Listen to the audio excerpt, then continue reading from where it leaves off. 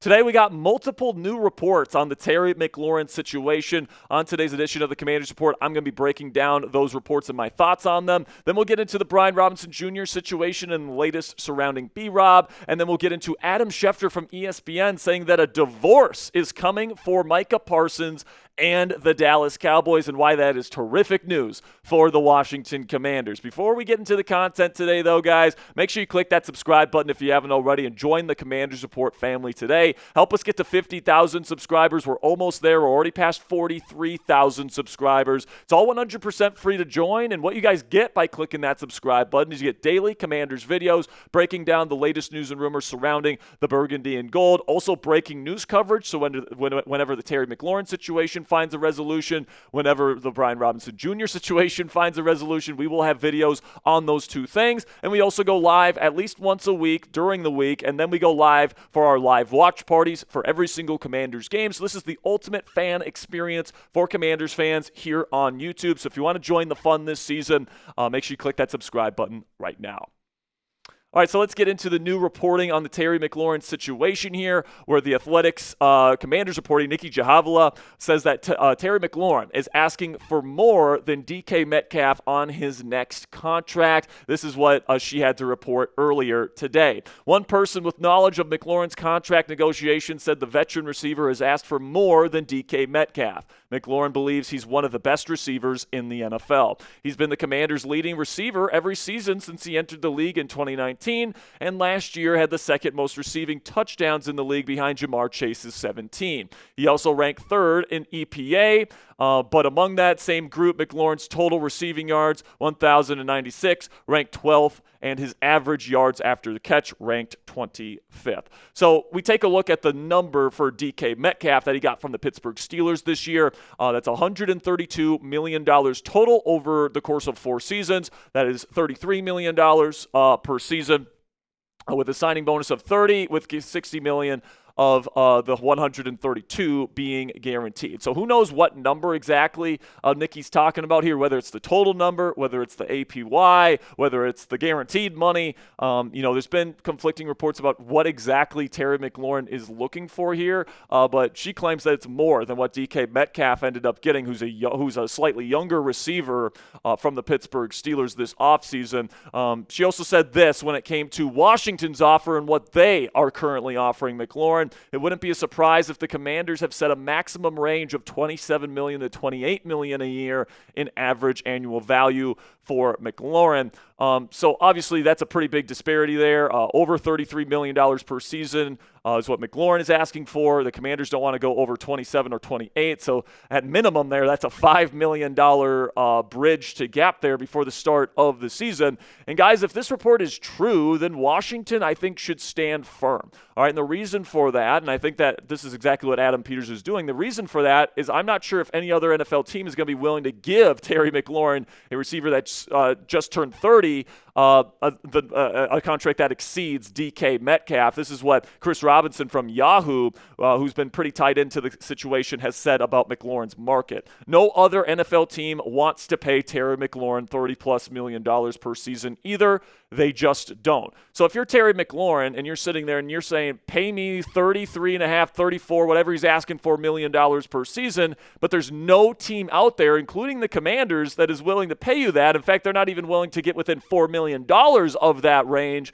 Then I think that's kind of on McLaurin's agent to recommend that he continues pursuing that path, because it sounds like there's no team in the NFL, trade or otherwise, that is going to be willing to give McLaurin the money that he wants. So I think that you just kind of read the music sometimes. Sometimes the market tells you how much you're worth, and right now it seems like the market is telling Terry McLaurin and his representation that at 30 years old, McLaurin is worth close to $30 million, but not quite there at this point in his career. Now, keep in mind here that there are conflicting reports. Diana Russini from The Athletic has also had her reporting, and last week, or I think 2 weeks ago, she actually said that he's not necessarily looking for DK Metcalf's contract. This is what she had to say on August 5th. Sources, Terry McLaurin is looking for parts of DK Metcalf's new Steelers contract in his own negotiations with the Commanders, but not necessarily Metcalf's $33 million average salary. So maybe he's asking for the same amount of guarantees as DK. Maybe he's asking for the same total amount that DK got over 4 years. We just don't know. We're not in the negotiation rooms, with Adam Peters and with Terry McLaurin's agent. But this is what Diana Rossini had to say today as an update to this tweet. Sometimes it's easier to just read directly from a source, so this is a source close to the negotiations.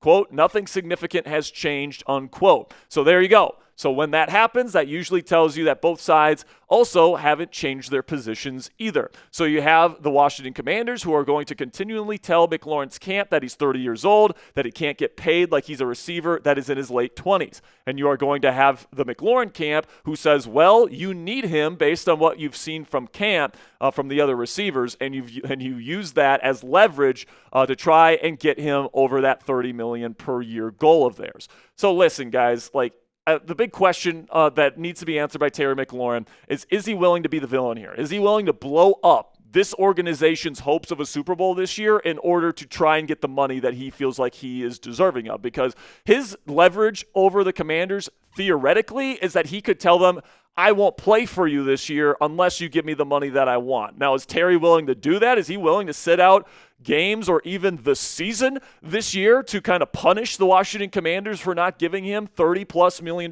per season, a number that, by the way, no other team apparently is willing to give him? I mean, he would be the most hated figure in the history, maybe, of the Washington Commanders franchise after being a beloved member of this football team for many seasons. All right, he's a fan favorite, and he will become the complete opposite of that if he blows up this team's Super Bowl chances by not playing for this team this year. So it's kind of a game of chicken here between McLaurin and the Commanders, saying, the Commanders are like, Terry, we're calling your bluff here. You're not going to blow up this season. We know that. And then McLaurin is saying, you guys want to win a Super Bowl. You're going to pay me what I want, or I'm not going to play for you. So we'll see who kind of wins this game of chicken. My guess is the Commanders are going to win it, and McLaurin's going to take a lower figure than what he's asking for right now. But my message to Terry and his representation would be, you can get, the $30 million number that you want, or you can get the higher guarantees, but you can't get both. A receiver of this age, I think it's fair to say, shouldn't be getting both the guarantees and the high APY. I know that's what they're looking for right now, but I think a fair compromise for somebody that is as good as Terry is, I think we all agree he's a top 10 receiver in the National Football League, but somebody that obviously comes with inherent risk because he is getting older. I think a nice compromise here is to give Terry that $30 million per season that he's looking for, but lower the amount of guarantees. Force Terry McLaurin over the course of this contract extension to prove that he is worth the amount of money that this team is going to be investing in him. All right, because if Terry believes, 3-4 years down the road, he's still going to be a top 10 receiver, then he should be able to play on this contract without that money being fully guaranteed. All right, so that's kind of where I think that the fair compromise would be. It's either that or Terry can take like $27 million or $26 million per season with more guaranteed money. It's up to Terry McLaurin, but I really don't think he's going to have the choice to get high guarantees and a high annual salary on his contract this year. And my take on the whole situation, guys, is I still think this is going to get done. I've been saying all throughout this offseason, if you've been watching the show, I am almost 100% sure that Terry McLaurin will be playing for the Washington Commanders this year. But it is looking more and more like this is going to go down to the wire, and he's going to have very little practice time with the team before the season plays their season opener versus the New York Giants. And that's not good news. If you're a Washington Commanders fan, man, you take a look at the first 5 weeks. I mean, the Giants have a really great pass rush, okay? Then you got the Green Bay Packers, who can also get after the quarterback. The Raiders have Max Crosby.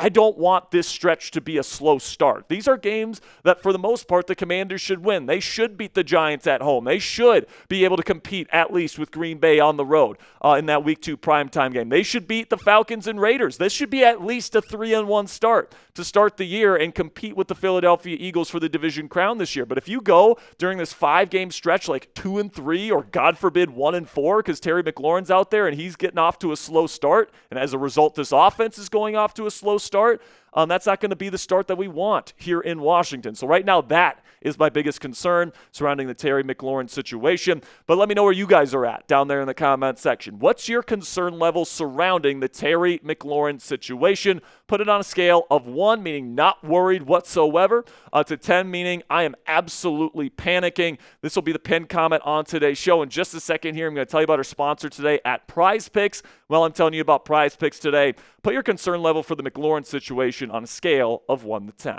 And with that, let's have a word from our sponsor today at Prize Picks. And guys, preseason football is underway. In fact, it's almost over already. And college football is also starting up this weekend. So don't miss any of the action this year on Prize Picks. Personally, guys, I think Jayden Daniels is once again going to exceed expectations and officially become one of the league's top-tier elite quarterbacks in the same category as the Lamar Jacksons and the Josh Allens and the Joe Burrows and the Patrick Mahomeses of the world. So I'm going to be spamming those mores on JD all season long on Prize Picks during NFL Sundays. Prize Picks is simple to play. Just pick more than or less than on 2 to 6 player stat projections. And if you get your picks right, you could cash in and win up to 2,000 times your money. Prize Picks also puts their members first, so all withdrawals are fast, safe, and secure. And Prize Picks offers Venmo, Apple Pay, MasterCard, and more for quick and easy deposits into your account this football season. Prize Picks is the best place to win cash while watching sports this year. Join millions of users and sign up today.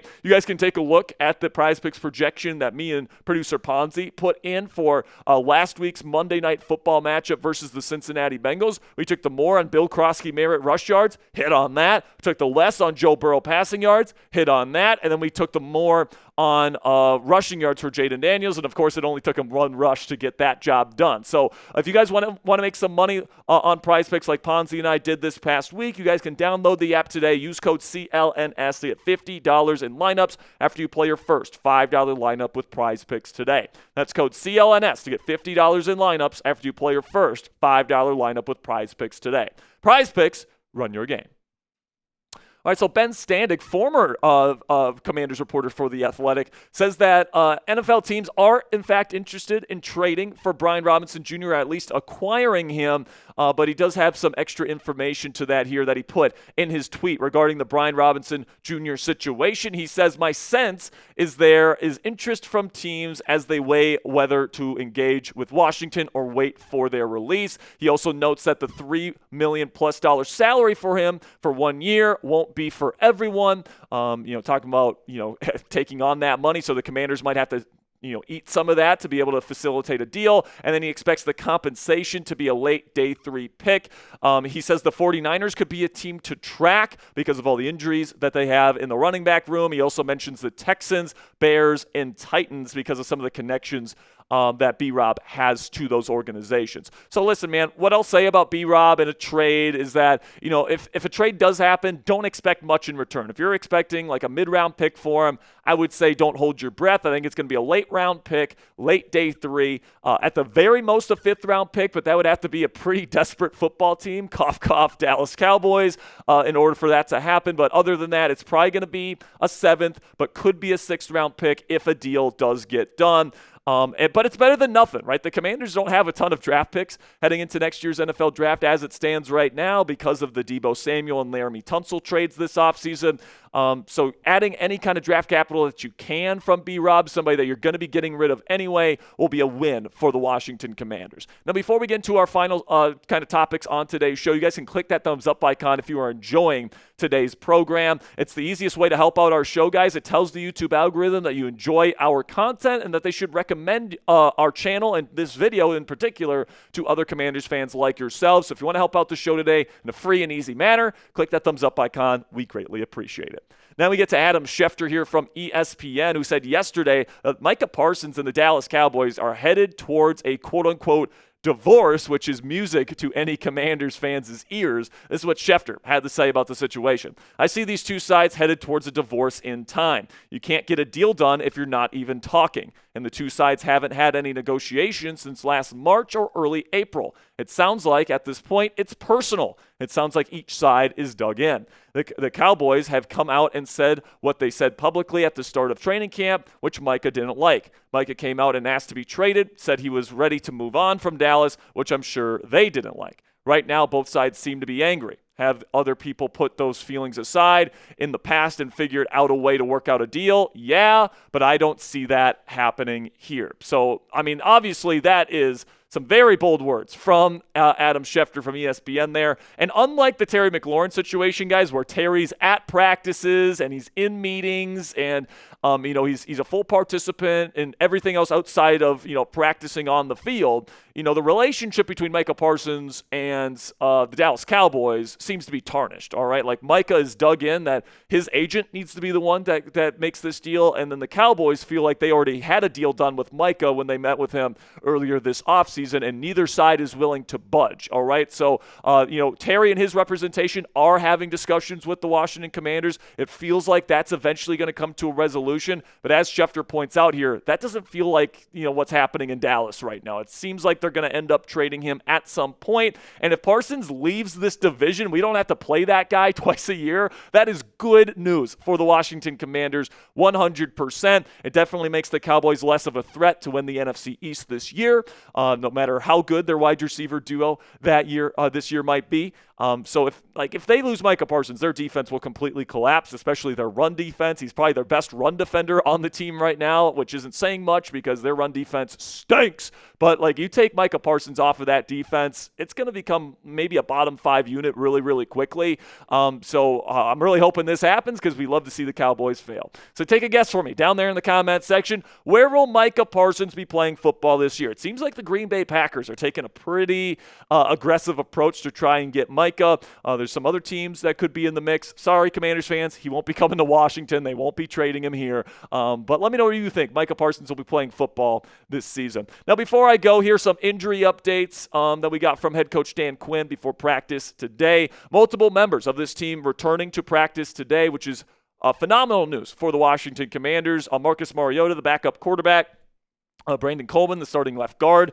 First time he's practiced since August 2nd, so good to see him back out there. Trey Amos had some hamstring tightness and did not play on Monday Night Football versus the Bengals, but he was back at practice today. And then Jordan McGee, we haven't seen McGee in a while. He was back at practice today as well. So all of these guys are on the right track. It'll be interesting to see if Marcus Mariota can get healthy enough coming off that back issue to play on Saturday night against the Baltimore Ravens. All right, that'll be it for today's show, guys. Thank you so much for sticking with me here to the very end. We got in-depth updates on the Terry McLaurin and B-Rob situations every single day on this channel, so make sure you guys click that subscribe button if you haven't already.